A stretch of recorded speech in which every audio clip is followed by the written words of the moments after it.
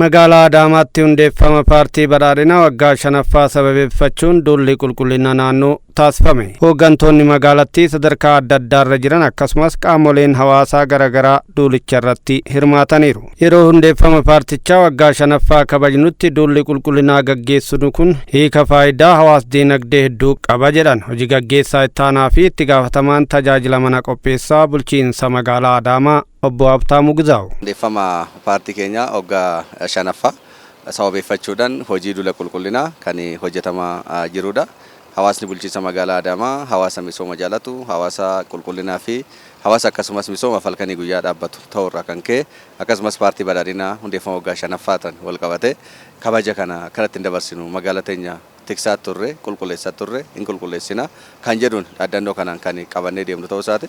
Adeemsa toora paartichaa masakamuun magaalaa midhaagduu fi daran qulqulluu taate uumuu qaban milkeessuufis humna ta'aa jiran. Kanaaf hundi keenya magaalaa qulqulluu bareedduu fi hawwattu giddugala turizimii gochuudhaaf hawaasa keenya waliin kan qulqulleessaa jiru ta'uu isaati.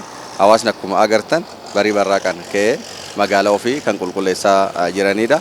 Magaalaa ofii qulqulleessuun immoo hundasaa kana magaalaa balfa wajjin jiraattu akka hin taane hawaasni karaa dammaqiinsa qabuun kan hojjetaa jiru ta'uu isaati. Hojiin qulqullina naannoo akka idilaa'uuf sagantaan gareen hojjechuu fi dhuunfaan gaggeessuu deeggarsaa fi hordoffii cimaan dabaalamaa eeraniiru. Karaa manni qopheessatiin hojjechaa jiru idileeffachuudhaan torban keessatti guyyaa 2 duula qulqullinaa maasiidhaan hin qabu.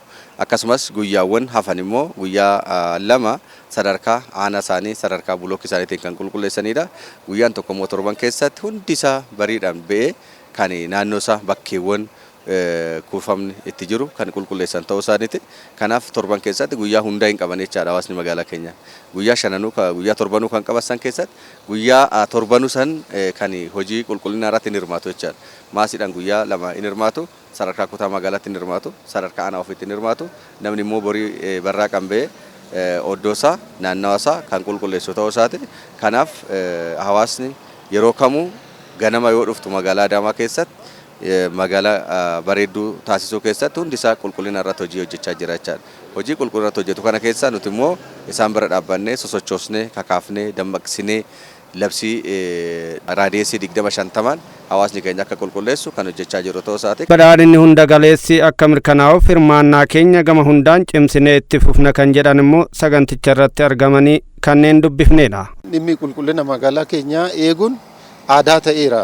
Maaliif magaalaan Adaamaa magaalaa jiraata Adaamaa qofa osoo hin ta'in magaalaa sabaaf sablammii Itoophiyaa, iddoo konfiraansii, iddoo bashannanaa, iddoo waltajjiin adda addaatti gaggeeffamtu waan taateef isa san milkeessuudhaaf uummanni yeroo ammaa kana baay'inaan itti abboomee hojii kana hojjechaa kan jiru ta'uu isaati. Qulqullina ganda keenyaallee asfaaltiillee gizee ajajamnu maraa hojjenna. Faayidaan isaa qulqullummaa, fayyaa, nagaa, bareeda. Magaalaa keenya Smart City Adaamaa gochuudhaaf qophii guddaatti jirra. Hojjechuudhaafis qophiidha. Yeroo waamnetti hojii kana galmaan ofii xabaasuudhaaf qophii guddaatti jirra. Hojjechuudhaafis itti fufisarra jirra. Hawaasaaf ergaan qabu akka magaalaa keenyaatti namni hundumtuu duula magaalaa kanarratti ba'ee qulqulleessuuf naannoo isaa qulqulleessuu fi magaalaa kana Smart City Adaamaa godhee addunyaa irratti beeksisuu akka danda'uun ergaa dabarsaa.